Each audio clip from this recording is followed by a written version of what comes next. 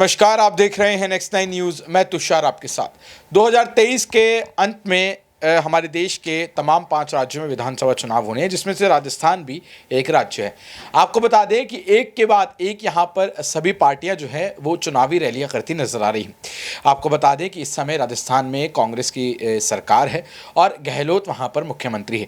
लेकिन जिस तरीके से यहाँ पर वसुंधरा राजे को लेकर भारतीय जनता पार्टी के खेमे में इस वक्त असमंजस का माहौल बना हुआ है, वो ये दिखाता है कि कहीं ना कहीं भारतीय जनता पार्टी के कैडर में अभी यहाँ पर सीएम फेस को लेके कोई भी क्लियर जो राह है वो होती हुई दिखाई नहीं दे रही है। और इस बार भारतीय जनता पार्टी ने रणनीति भी अपनी यही अपनाई है कि बिना सीएम फेस डिक्लेयर किए वो यहाँ पर चुनाव लड़ेगी प्रधानमंत्री नरेंद्र मोदी के चेहरे पर। ये एक नई रणनीति यहाँ पर भारतीय जनता पार्टी ने अपनाई है। लेकिन अगर हम बात करें राजस्थान की, तो राजस्थान में चुनावी रैलियां हो रही हैं, चुनावी आगाज़ वहां पर हो चुका है। कांग्रेस रैली कर रही है, भारतीय जनता पार्टी कर रही है, आम आदमी पार्टी कर रही है, तमाम सभी पार्टियां यहाँ रैली करती नजर आ रही हैं। लेकिन जब कांग्रेस की यहाँ पर रैली होती है और जब कांग्रेस के अध्यक्ष मल्लिकार्जुन खड़गे मंच पर आते हैं और जनता को संबोधित करते हैं, भाषण देते हैं, तब वो यहाँ पर जमकर जो है एक तरीके से भारतीय जनता पार्टी पर बरसते हुए नजर आते हैं। वो लाल डेयरी की भी बात करते हैं, राजस्थान में पानी की किल्लत को लेकर भी बात करते हैं और तमाम हर उन मुद्दों की बात करते हैं जिस पर वो भारतीय जनता पार्टी को घेर सके। इसी मुद्दे पर बात करने के लिए हमारे साथ हमारी सहयोगी इस समय हमारे साथ हैं प्रज्ञा, आप राजस्थान पर करीब से नज़र रखती हैं, तो जिस तरीके से राजस्थान में इस समय भारतीय जनता पार्टी का एक समीकरण बनता हुआ दिखाई दे रहा है कि कहीं ना कहीं उनके खेमे में खटपट दिखाई दे रही है, वसुंधरा राजे नाराज चल रही हैं, साथ है, ये जो कन्फ्यूजन है ये क्लियर नहीं हो पा रहा है। और वहीं दूसरी तरफ जो कांग्रेस पार्टी है वो एक के बाद एक भारतीय जनता पार्टी पर हमले बोलते नजर आ रही। तो क्या लगता है आपको कि अगर ये कन्फ्यूजन जल्द क्लियर नहीं हुआ तो भारतीय जनता पार्टी का ये कन्फ्यूजन जो है राजस्थान में उनको लेकर डूब सकता है, या फिर जिस तरीके से कांग्रेस ने अपनी पकड़ वहां पर बना रखी है राजस्थान में, वो भी एक बड़ा कारण होगा यहाँ पर भारतीय जनता पार्टी को डुबाने का? या फिर इसी में एक सवाल लेना चाहूंगा कि जो नई रणनीति इस बार भारतीय जनता पार्टी ने अपनाई है बिना सीएम फेस उतारे प्रधानमंत्री नरेंद्र मोदी के चेहरे पर लड़ने की, वो कामयाब होगी? क्या लगता है आपको? देखिए, यहाँ पर अगर मैं बात करूं, जिस तरीके से आपने साफ तौर पर पूछा कि बीजेपी का इस बार कांग्रेस राजस्थान में क्या होगा,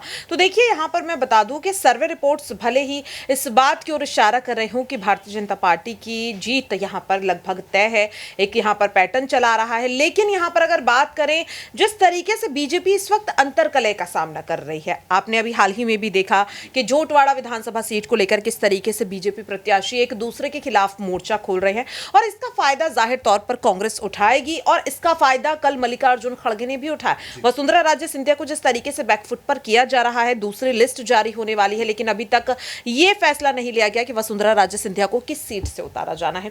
तो साफ तौर पर इससे लग रहा है कि कहीं ना कहीं बीजेपी ज्यादा मजबूत रणनीति बनाने के चक्कर में कहीं ना कहीं कह सकते हैं कि राजस्थान में डूबती हुई नजर आ रही है और इसका फायदा साफ तौर पर कांग्रेस उठा रही है। और विधानसभा चुनाव की अगर मैं बात करूं तो साफ तौर पर नजर आ रहा है कि इस वक्त कहीं ना कहीं राजस्थान की जो जनता है वो भी इस वक्त कांग्रेस को ही जीत दिलाना चाहती है। तो राजस्थान की जनता इस वक्त कांग्रेस के पक्ष में खड़ी नजर आ रही है आंकड़ों की माने, और जिस तरीके से भारतीय जनता पार्टी के खेमे में खटपट देखने को मिल रही है उससे भी यही लगता है।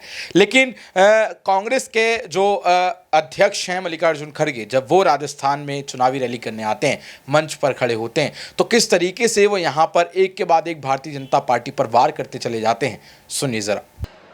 भाइयों, राजस्थान की हालत आपको मालूम है, पानी के लिए लोग तड़पते रहते हैं, दूर दूर से लाते हैं। ऐसी योजनाओं को भी केंद्र सरकार मदद नहीं करती और यहां सेंट्रल के 4 मिनिस्टर है, कितने मुझे मालूम नहीं, सेंट्रल मिनिस्टर्स यहां है और 25 लोग एमपीज हैं। इसके बावजूद भी केंद्र सरकार से राजस्थान को क्यों नहीं पैसा ज्यादा मिलता? नहीं, कहां जाता है वो पैसा? अरे आप सब केंद्र सरकार चलाते हो और एमपी यहां से चुन के आए, हमारा एक भी एमपी नहीं है वहां, आवाज उठाने के लिए भी नहीं है। सारे लोग मोदी मोदी मोदी बोल के वोट दिए। लेकिन मोदी क्या किया? मोदी ने तो धोखा आपको दिया, लेकिन जिन एमपीज को आपने चुन के भेजे थे उन्होंने भी आपको धोखा दिए। उन्होंने कुछ नहीं ला सके, राजस्थान को कुछ नहीं दिला सके, ना पैसा ना पानी, कुछ भी नहीं। हमारे पास एक कहावत है, कोई एक गरीब आदमी किसी होटल में गया पानी पीने के लिए, तो उसके हाथ में से गिलास फूट गई। तब गल्ले पे जो बैठता है आदमी पैसा वसूल करने के लिए, तो वो बोला कि पहले ऐसे तो चिट्ठी गिट्टी नहीं लिखते थे, पुकार के बोलते थे, भाई 1 इसम 4 आना, 2 इसम चाय के 8 आना, ऐसा बोलते थे।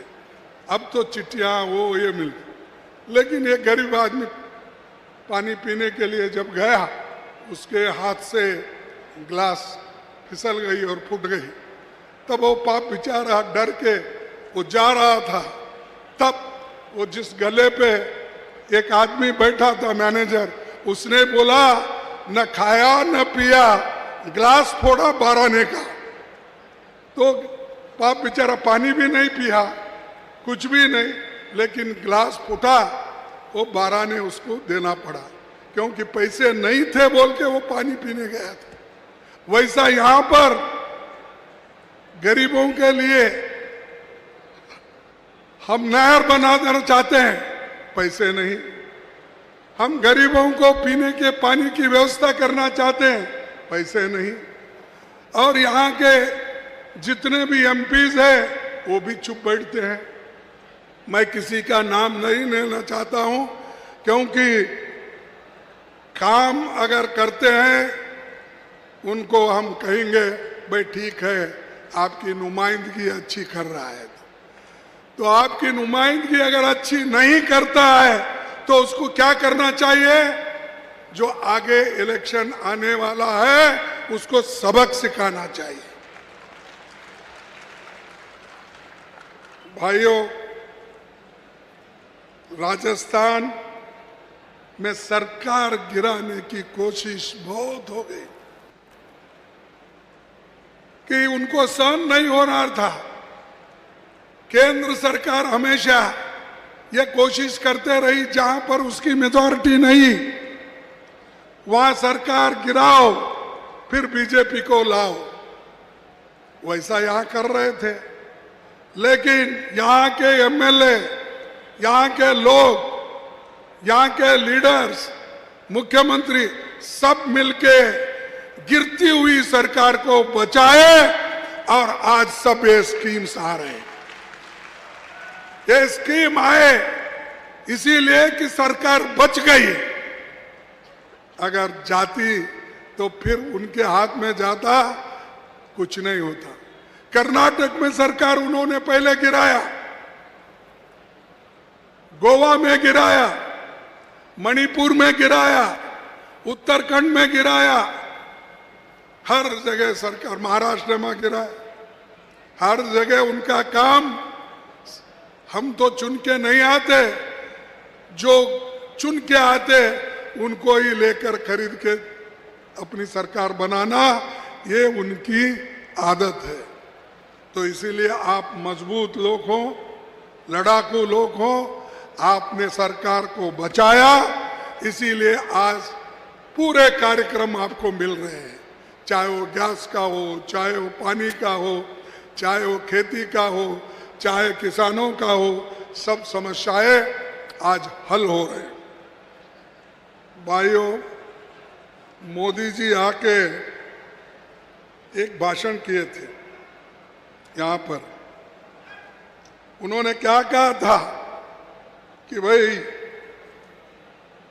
यहाँ पर लाल डायरी मिली है और लाल डायरी मिली है, उसमें क्या क्या घोटाला है मैं बताऊंगा। उन्होंने कहा, साहब वो लाल डायरी में क्या लिखा है आपको मालूम?